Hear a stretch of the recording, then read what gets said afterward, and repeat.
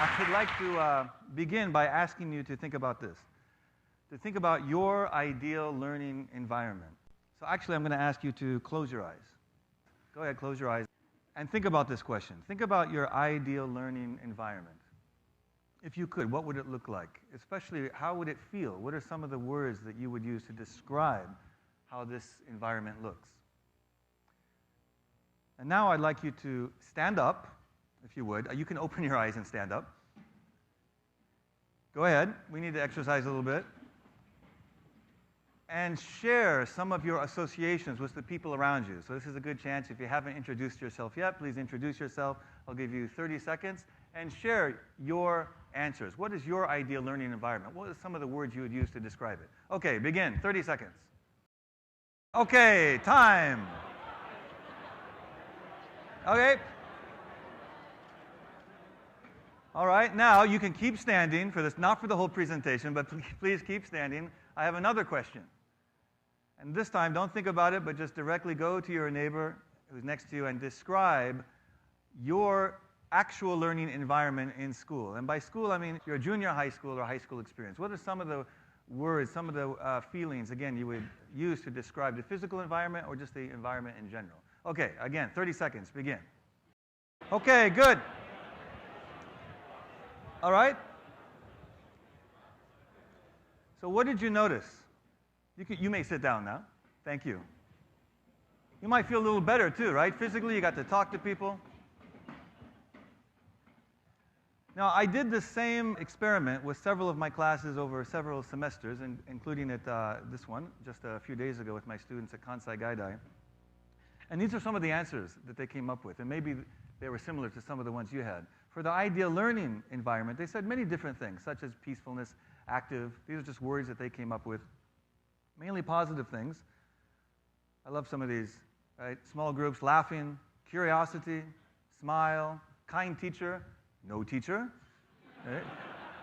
Motivated, authentic, dream, experience, right? Mistakes are okay. Again, these were my Japanese students who came up with these. Variety, all sorts of different things. And maybe you had some of these. But is this similar to the actual education experience or the school experience that people have? Well, what do you think some of their answers were? What were some of your answers? Go ahead, shout them out. Sterile. Boring. Hold that thought. This was the first one they came up with. Actually boring. Give that woman a prize. But these are some of the others. And they had positive things too. All I said is your school experience.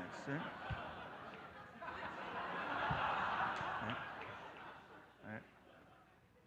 Right? This one said, right, why do I have to study this? Silence. Oshiri ga itai. They come up with this, right? Only listening, taking notes. Felt, school made me feel stupid. Forget everything after the test. Reading comics in class. They told me if you sit near the back, the teacher doesn't notice that you're reading comics. Playing the PlayStation. Time is not their own, so they don't feel free. There's a sense of fear, and everything is timed, and there's bells to go to the next thing. So as we know this intuitively, we know this through our experience, but there's a bit of a gap between how people like to learn and how they do learn, and then the school experience. Not just in Japan, and not always in Japan, but of course it's everywhere across the world. I also asked him, when did you really learn the most? If I asked you, kindergarten, grade school, high school, college, graduate school, when did you really think you were learning the most? And interestingly enough, this is not a scientific poll, but over 60% in my informal poll would say elementary school. Even though it's a long time ago, they still remember that that's the time when they learned a lot. And I asked them to visualize what elementary school looks like. And this is what they come up with, something like this. They sketch out ideas like this. This is an actual picture I took at Tokyo International School. And here are students not using textbooks, but self-directed. They're actually engaged, and they're learning, and they're helping each other. This is the new school, Doshisha International Academy in Kyoto. This is, I think, third grade or fourth grade class. They're not in class now. But you'll notice it's not individual desks, but groups. And they can move those chairs around to be 2 or 3 or 6 people or 1. Carpet on the floor, so they can totally arrange as they need.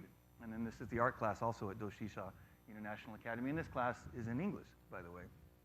But not just in Japan, we're not just talking about Japan, but across the world, as you go up to junior high, we begin to see the rows and the regiment, and you said sterile. This looks pretty sterile, pretty orderly.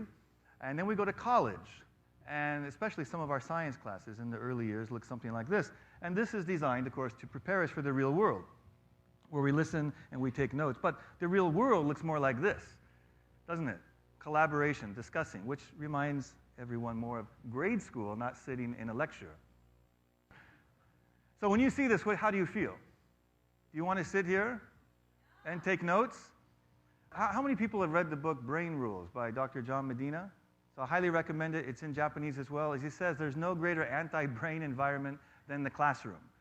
And he says even worse things about the lecture hall. Now, when I see a picture like that, yeah, you laugh. You laugh because you made the connection intuitively. You know, if I just showed you a picture of chickens, you're not going to laugh, although they are a funny animal. But you saw the connection between the lecture hall and a group of chickens, because it's almost like we're asking the students to wait for that little bit of food in terms of information that we give them. And then we hope at midterm they will produce a knowledge egg or something. But it's very, very passive. And I'm not sure how many of you are familiar with this book by Donald Bly.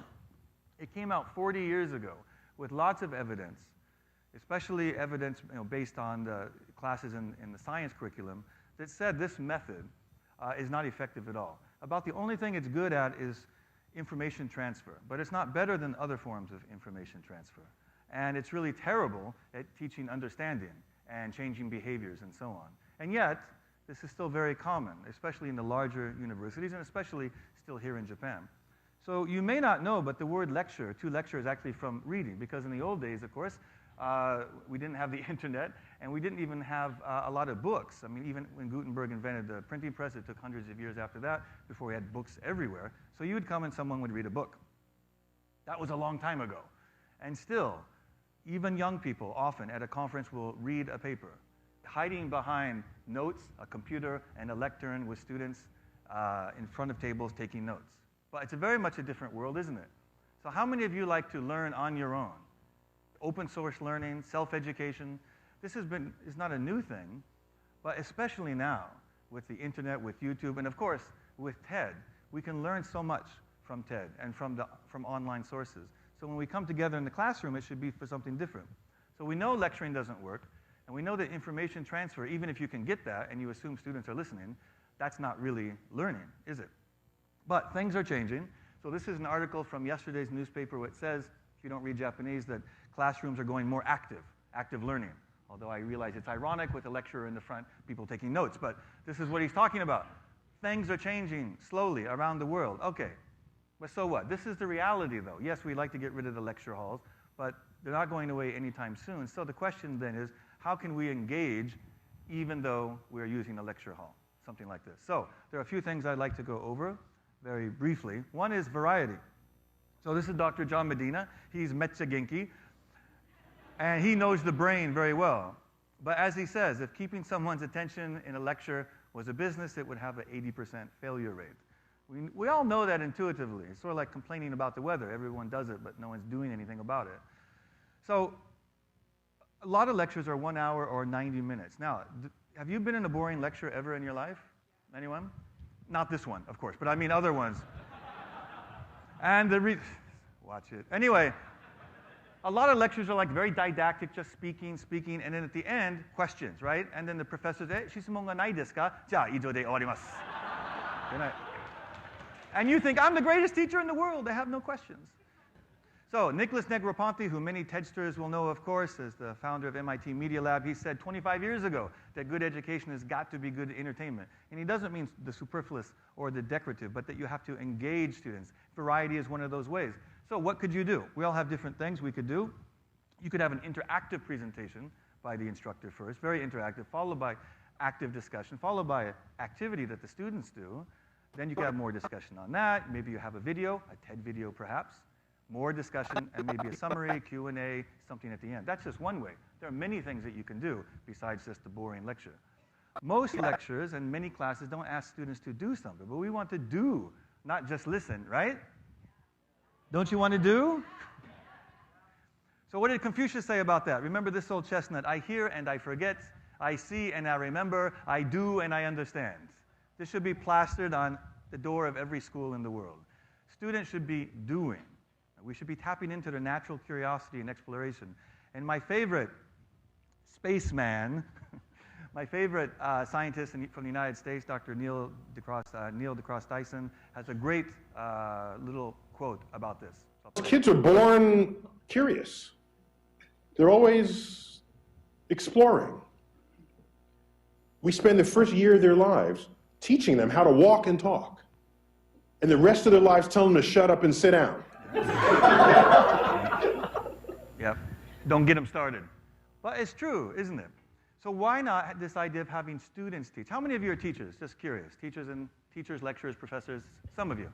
How many of you have your students actually do a lot of the teaching each other, right? It's a brilliant way to actually go about it. And as Eric Mazur founded the idea of peer instruction, and he found out that nothing clarifies an idea better than explaining it to others. And we know this. We know this from experience. So these are some snaps from my afternoon classes at Kansai Gaidai with my foreign students. This is a business class, but they're actually doing total quality management rather than just listening to me talk about it. And they can have fun. This is role-playing. These two students from Germany were very happy to play the roles, no problem. There's a student from France explaining Hofstede's dimensions and using paper and a cube, not PowerPoint. They could have used PowerPoint, but they decided, no, we're not going to do that. Students here singing a song about labor management issues that they wrote. They didn't have to do that. That's something they did. So they did lots of different things in class. So, as Mazur says, you can forget facts, but you cannot forget understanding. And there are many different ways to have students come to actually understand. Now, moving is very important, too. I tried to have you move a little bit, but we don't do enough for that. But you can do it even in a lecture hall. I was lecturing, or not lecturing, I was speaking at Oxford, and someone took this picture. And then a little bit later, they're not leaving, they're actually engaging, and they're doing something. So we have to move, and they're very open to doing this kind of thing. Here at Kansai Gaidai, you can see students up and moving. You can do that in the lecture hall. But what about multimedia? How many of you have ever used multimedia in class as a student, as a teacher? And when you think of multimedia, you might think of PowerPoint. Or Prezi, which is much better, as we know. Sorry. Now, speaking about PowerPoint, going back to John Medina, he says we should toss our PowerPoint, and the reason is it looks like this, and this leads to this. And we don't want to do that. You think I'm kidding, but this is an actual picture I took. I won't say who it is, very famous politician there. This was a very important presentation, 2 hours. After 10 minutes, I took this picture, sleeping.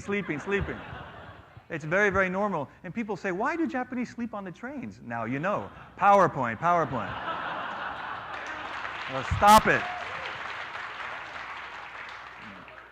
I'd like to play another little video clip. This is from the Lecture Fail Project, from the Chronicle of Higher Education. Students sent in their ideas about the college lecture, and here's what they had to say. Just a few clips. I've had a lot of boring class lectures. I'd say most of my classes are pretty boring. I feel that the majority of my lectures are boring and the inspiring lectures are in the minority. If I have to sit through a lecture where there's a PowerPoint and the professor stands in front of the class, reads word for word off the slide, I'd fall asleep. That's not learning.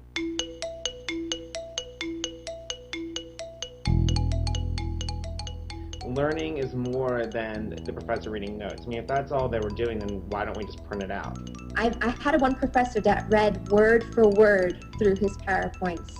And I mean, that's just not the point of a PowerPoint. It's just, it's just so a different way of using technology. I don't think a lot of professors use it well too much a lot of the time, unfortunately. So many professors do not use PowerPoint well. So visuals should be visuals. This is the idea. If you use PowerPoint or whatever software you use, it should be visual. And I learned this when I was 17, when I was in biology class and I studied photography for the first time. And we used something called, raise your hand if you know what this is. Go ahead, raise your hand. Keep your hands up. Look around the room. These are very old people. Okay, this is called film. Yeah, this guy's well, I've never seen that. And I made a presentation, multimedia presentation. Raise your hand if you've seen this. You know what this is? You know what the name? Yeah, again, old people everywhere.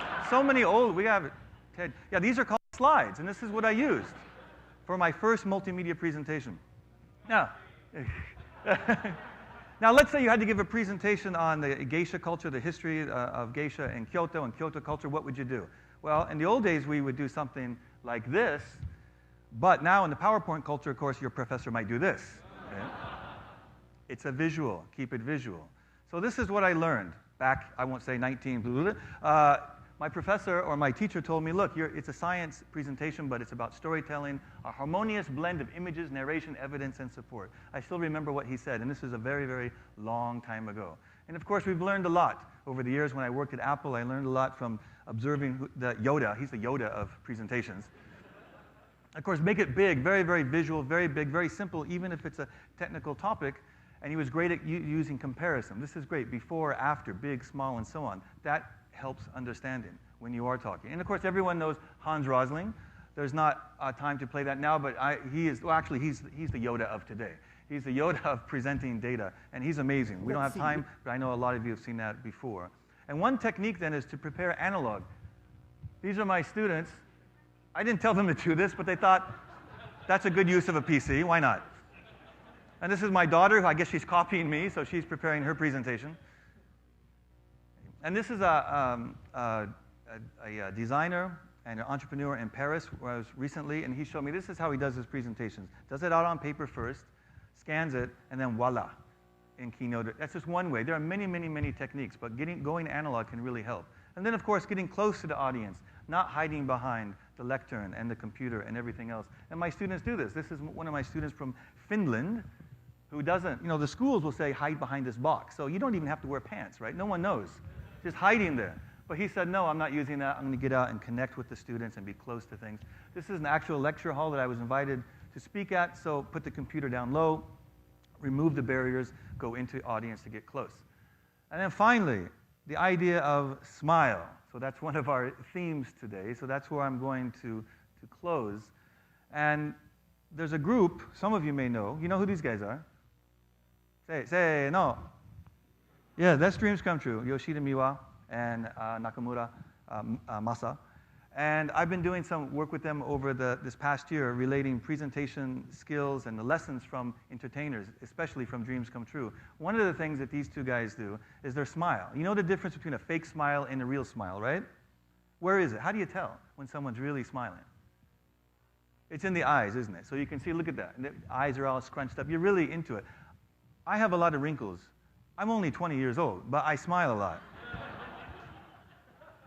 Watch it. He doesn't. Okay, anyway. So this is my daughter when she was 1 year old doing a fake smile, and this is the real smile. You see the difference there? Fake, real, fake. And that was last year, and just a few days ago. So there's the real smile. And then a miracle, it's a bit of a miracle, happened just yesterday. Our 7-week-old son had his first smile, which is an amazing amount of communication. The first weeks of a baby, of course, it's wonderful, but they're just all over the place, right? But this connection, look at how much connection is that. I recognize mommy. We have a connection.